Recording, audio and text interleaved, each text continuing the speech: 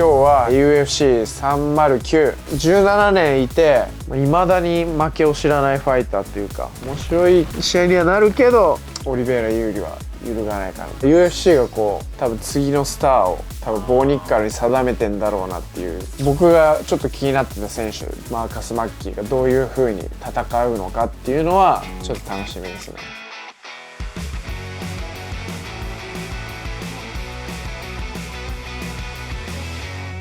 Welcome to リンヤマンチャンネル。今日は11月のナンバーシリーズの UFC309 について楽しみな試合ありますので、いろいろ見どころとか喋っていきたいと思います。お願いします。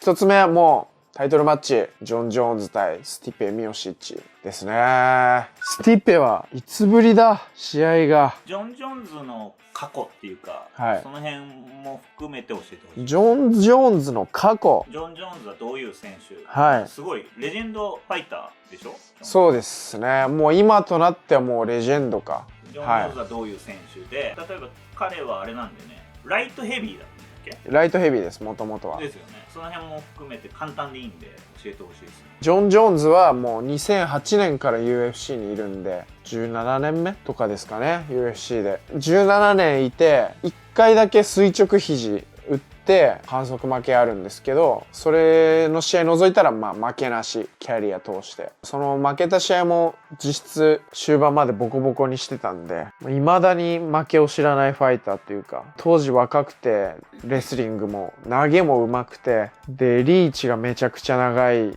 メートル11とかある中で、肘とかもうまく使う、パンチも蹴りもうまい。だからもう要は隙がないレスリングもうまくて、グスタフソンに初めてテイクダウンされたのがもうすっごい話題になったぐらい。テイクダウンもされないし、基本的には距離をコントロールして本当に非常なまでに感情を入れないでボコボコにする、なんかすごい怖い試合をする選手ですね。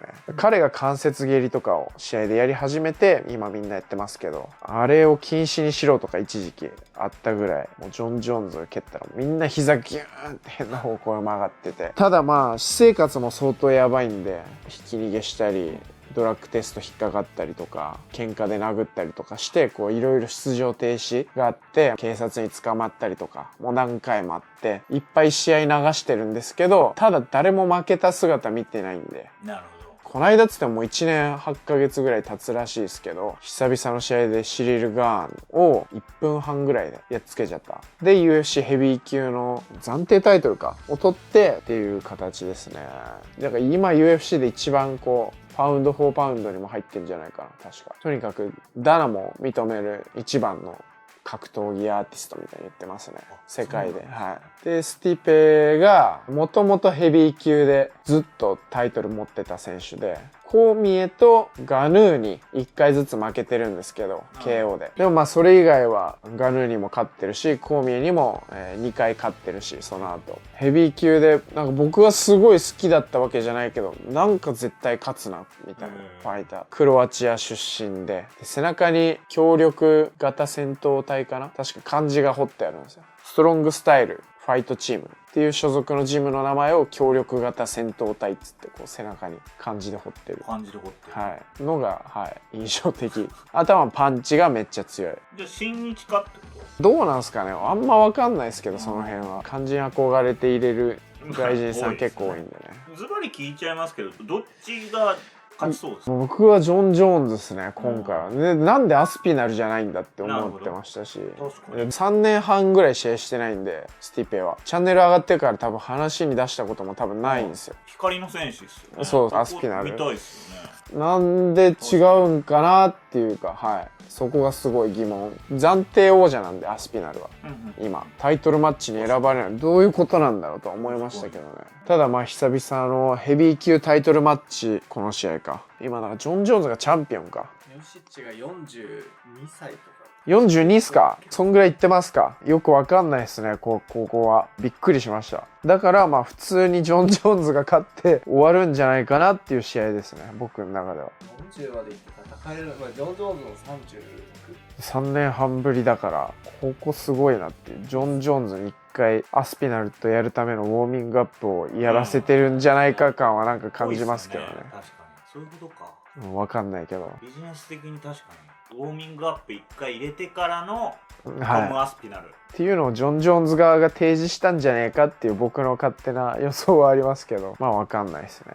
が一つ楽しみなカード。はい。2つ目はそんなに上がりきんないけど楽しみなのがチャールズ・オリベイラ対マイケル・チャンドラー。チャンドラーはマクレガーとやるって言ってはいはいタフもやったりして、はい、結局2年ぐらい試合流れたりして、はいはい、だから棒に振ったんですよね。2年マクレガー戦を待って。なるほど。でもいい加減仕事したいみたいなんで多分もうそれ諦めてオリベイラと5ラウンド。これもうでも1回やってるんだよな、オリベイラとチャンドラーは。オリベイラが2ラウンドで KO してるんですよ、チャンドラーを。チャンドラーが UFC にベラトールのチャンピオンとして来て、一発目ダウンフッカーブーン KO して、でこれ勝てばもうすぐタイトルマッチみたいなところでオリベイラに KO 負け。だから1ラウンドで見せ場作ったんですけど KO 負けしてるんで、タイプ的にも5ラウンドマッチだとよりオリベイラの方が、いやでもそんなことないか、チャンドラー意外と、いやでもオリベイラの方がやっぱ25分は持つよな。スタミナ的になんかはい力の使い方もそうですけど、っていう試合ですね。5ラウンドマッチでオリベイラとチャンドラー。まあ面白い試合にはなるけどオリベイラ有利は揺るがないかなっていう気はしますけどね。あんまり上がらない理由は何なんですか？なんでそこかいっていうのはなんかちょっとありますかね。マッチメイク、とりあえず組んだ感を感じるオリベイラ。でもまあダウンフッカー KO してんだもんな。意外とそうだね、ライト級が停滞してんだ、上の強い層あたりで。マカチェフ、オリベイラ、ゲイジ、ポイエ、チャンドラー、サルキャン、もうこの辺がずっとここ数年ぐらいこの辺がやってて、その中で上がってきてんのがいやあんまりいないですね。だからマカチェフ、どうだろう、ライト級今停滞圏、他の階級が動きすぎてんのか分かんないけど、オリベイラはまだ全然上に上がれます。上がれますね。はい、人気もあるし、そうですね。サルキャンの試合もいい試合、いい試合だったですね。どうなんだ、そうですね。なんかチャンドラー、よくわかんねえなこれ。オリベイラ選手はかっこいいですからね。かっこいいですね。人気あるんですね。人気あります。チャンドラーもアメリカ出身で王道アメリカンヒーローみたいな感じで人気あるし、人気者対決にはなりますけど、どっちもフィニッシャーなんで、はい決着つくよなっていう感じですかね。5ラウンドいかないと思いますね。なるほど。はい。3つ目はいが、相手わかんねえんだよな。ボーニッカルと、ポール・グレイクの試合は結構気になってるけど、ボーニッカルの相手がわかんない。なるほど。はい、全然情報がない。あんまないですね。見てても2021ぐらいまではすごいただランカーではない。ランカーではないですね。多分でも1回ランキング入ったのかな、昔に。5連勝はしてますね。ただそっから直近5戦で1勝4敗ぐらいなんで、ボーニッカル的にはここはフィニッシュで勝ちたいようなとこかなっていうふうには思いますね。ボーニッカルっていう名前ってやっぱりすごく私でも入ってくる選手名なんですけど、はい。ボーニッカルっていう選手についてちょっと教えていただけます？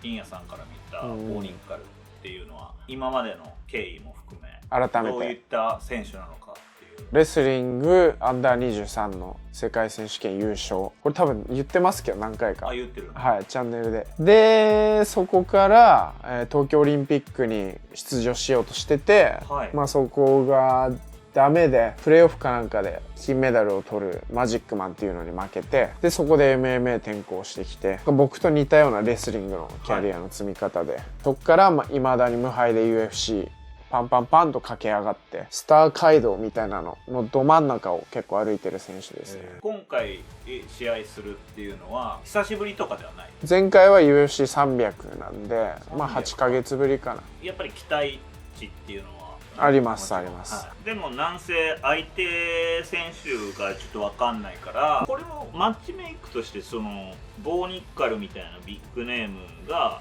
まあ、はいリニアさんが知らないポール・クレイグ選手を当て込んでるこの意図は意外と知らない選手いるんで、今6勝ですけど、もう UFC のメインカードも2回経験してて、UFC がこう多分次のスターを多分ボーニッカルに定めてんだろうなっていう見え方はあるんで、まあいずれチマエフとやったらどうなんだっていう声とかも今でもそれあるし、今後に楽しみなんで、まあ相手どうこうっていうよりもパフォーマンスが楽しみですね。